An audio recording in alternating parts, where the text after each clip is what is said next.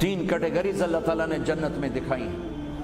ان الابرار یشربون من کاس کان مزاجھا کافورا، نیک لوگ خود ڈال کے پئیں گے، خود اٹھا کے کھائیں گے۔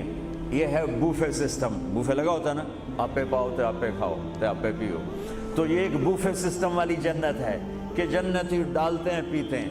ایک اس سے اوپر وی آئی پی جنت ہے، یسقون فیہا کاسا کان مزاجھا زنجبیلا، کہ وہاں وہ بوفے سسٹم نہیں ہے، وہاں سرونٹ سسٹم ہے، نوکر۔ یہاں تو آپ کے پاس نوکر ہوتا ہی نہیں نا، تو بڑے سے بڑا مالدار بھی بیچارہ آپ پہ ہی موٹر صاف کر رہا ہوں، آپ پہ ہی میٹ صاف کر رہا ہوں، آپ پہ ہی پیٹرول پا رہا ہوں۔ تو کئی سال پرانی بات ہے، ایک نوجوان نے مجھے اپنی گاڑی میں بٹھایا، یہیں تمہارے انگلینڈ، مجھ سے کہنے لگا مولانا یہ 2.5 لاکھ پاؤنڈ کی گاڑی ہے۔ میں نے کہا اس کے میٹ کون دھوتا ہے؟ کہا ہم خود ہی دھوتے ہیں۔ میں کہا ساڑی سزوکی تھوڑے کول چنگی ہے، ساڈا ڈرائیور دھوندا ہے سارے۔ تو یسقون فیہا کاسا کان مزاجھا زنجبیلا، ایک وی آئی پی جنت ہے جہاں پلانے کے لیے نوکر ہوں گے، جہاں پلانے کے لیے فرشتے ہوں گے، جہاں پلانے کے لیے جنت کی لڑکی ہوں گی۔ میرے نبی کا فرمان ہے جنت کی لڑکی 7 سمندر میں تھوک ڈالے۔ میرے کتنے سمندری سفر ہوئے، ہر سفر میں میں یہ حدیث یاد کرتا ہوں تو پاگل ہو جاتا ہوں۔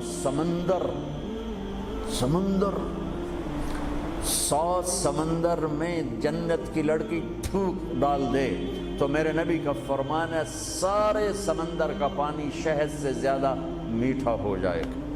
لکان ماءہ احلی من العسل، وہ کیا چیز ہے؟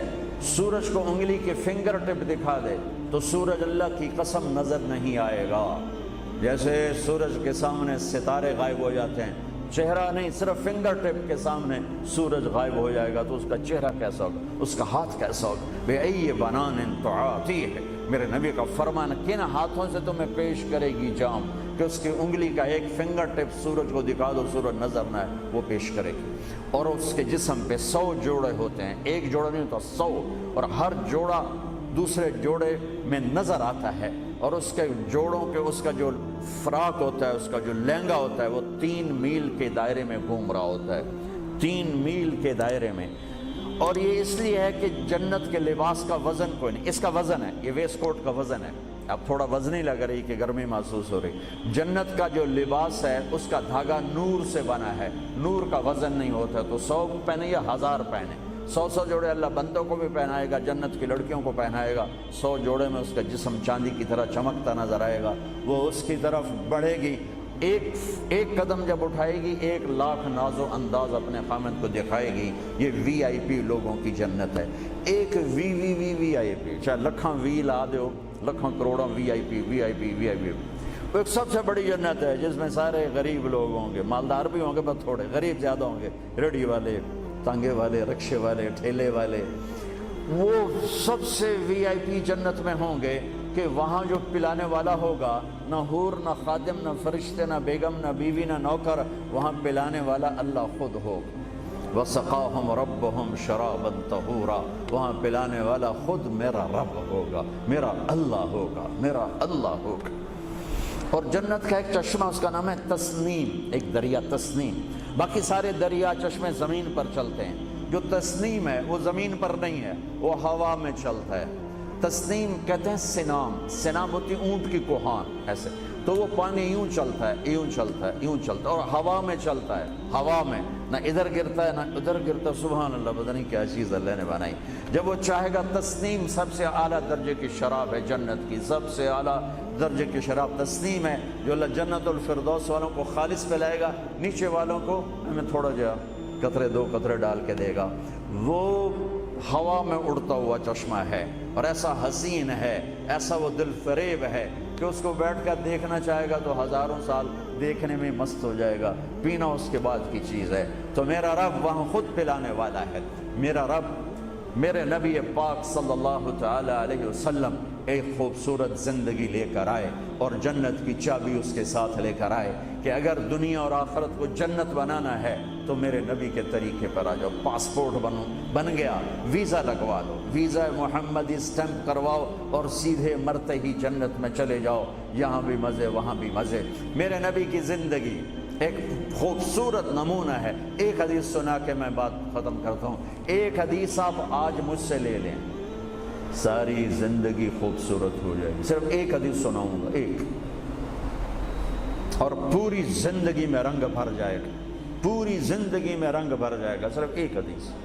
میرے نبی نے فرمایا اربع اذا كانت فيك لا يضرك ما فاتك من الدنيا اربع من كن فيه ما ضره ما فاته من الدنيا. میرے نبی نے فرمایا 4 باتیں مجھ سے لے لو. چلی نہیں 4 سوکھا کام ہے. فرمایا میرے نبی نے صرف 4 گلاں میرے کو لے لو تو موجاں کرو ویملے وچ بھی تے جنت وچ. صرف 400 نہیں, 4000 نہیں, 50 نہیں, 100 نہیں, 10 نہیں, 4.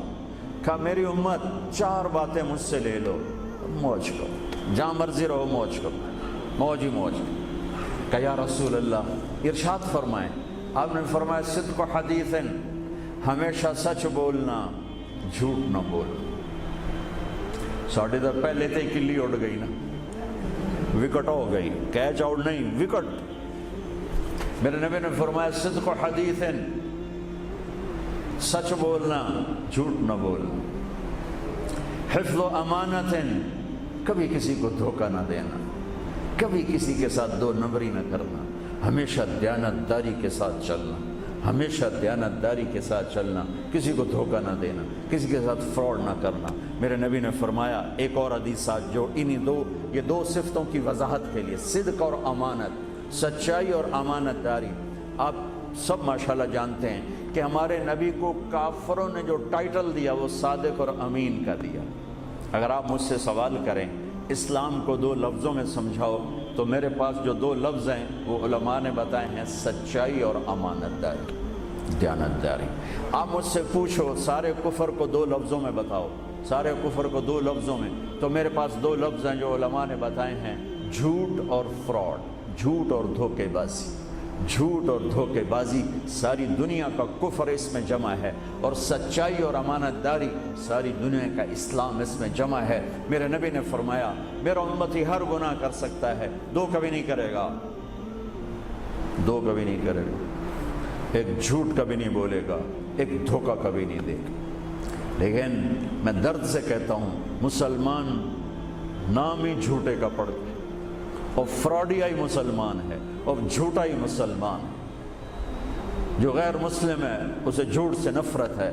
ہم کلمہ پڑھنے والے رج کے ٹکا کے جھوٹ بولتے ہیں, ٹکا کے دھوکہ دیتے ہیں. جسے موت ہے ہی نہیں, جب موت کے بعد کوئی پوچھنے والا نہیں ہے, تو میرے نبی نے فرمایا 4 باتیں بتا کے جا رہا ہوں. آپ نے فرمایا میں وہی 4 باتیں اپنے نبی کی بتا کے جا رہا ہوں, سچائی, امانت داری, جھوٹ نہیں بولنا, دھوکہ نہیں دینا. تیسری بات حسن و خلیقت, اپنے اخلاق اچھے رکھو, اپنے اخلاق اچھے رکھو.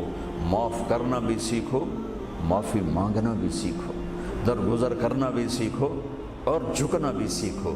سخاوت سیکھو, محبت سیکھو, دلداری سیکھو, تواضع سیکھو, عاجزی سیکھو, خدمت سیکھو, لوگوں کے سامنے بچھنا جھک جانا سیکھو. اکڑنے والے ٹوٹ جاتے ہیں, بچھنے والے کامیاب ہو جاتے ہیں. جس شاخ پہ پھل ہوتا ہے وہ نیچے جھک جاتی, جو شاخ خالی ہوتی ہے وہ اوپر کھڑی ہوتی. تو تیسری بات فرمائی اخلاق ٹھیک کرو. سارے اخلاق کا ایک جملہ بتا دیتا ہوں, سارے اخلاق کا ایک جملہ بتا دیتا ہوں. میرے نبی کا فرمان احسن الی من اساء الیک, جو تمہارے ساتھ برا سلوک کرے تم اس کے ساتھ اچھا کرو. ایک جملہ. برے کے ساتھ برا بننا یہ کون سی بڑی بات ہے؟ جو تمہیں پوچھتا نہیں اس سے پوچھو, جو تمہیں دیتا نہیں اس سے دو, جو تمہیں بد دعا دیتا ہے اس سے دعا دو, جو تمہاری غیبت کرتا ہے تم اس کو دعا دو, جو تمہاری برائی کرے تم اس کی تعریف کرو. پھر دیکھو اللہ کا غیبی نظام کیسے آپ کو ہوا میں اٹھاتا ہے اور اڑاتا ہے. تو تیسری بات میرے نبی نے فرمائی اخلاق اچھے کر لو. چوتھی بات میرے نبی نے فرمائی, چوتھی بات آخری بات عفت فی طعمت, عفت فی طعمت, جہاں مرضی رہو رزق حلال کماؤ, حلال روٹی کماؤ, حرام نہ کماؤ, حلال کماؤ, حرام نہ کماؤ. کہ رزق حلال ایسی دولت ہے میرے نبی کی مجلس میں ایک صحابی بیٹھے تھے، سعد بن معاذ۔ آپ کی نظر ان کے ہاتھوں پر پڑی تو وہ بڑے سخت جیسے مزدوروں کے ہاتھ ہوتے ہیں، لوہے کی طرح۔ تو آپ نے ان سے پوچھا، سعد یہ تیرے ہاتھوں کو کیا ہوا ہے؟ کہ یا رسول اللہ میں بچوں کے لیے روٹی کماتا ہوں اور اس کے لیے دہاڑی کرتا ہوں، مزدوری کرتا ہوں، تو اس سے میرے ہاتھ سخت ہو گئے ہیں، تو آپ مجھے دیکھو۔ آپ نے ان کا ہاتھ پکڑا اور ایسے بوسہ لیا سب کے سامنے اور فرمایا بچوں کو حلال کھلاتے ہوئے، حلال حلال، شراب بیچ کے نہیں، جوا چلا کے نہیں، بچوں کو حلال کھلاتے ہوئے جو ہاتھ ایسے ہو جاتا ہے اس پر دوزخ کی آگ حرام ہو جاتی ہے۔ ایک حدیث بھائیو لے لو، میں لے لوں، میں بولنے والا بھی محتاج ہوں، آپ لے لیں، آپ سننے والے بھی محتاج ہیں، اللہ کی قسم دنیا بھی ہماری بن جائے گی، آخرت بھی بن جائے گی۔ تبلیغ کا کام ان خوبصورت صفات کو سیکھنے کی محنت ہے۔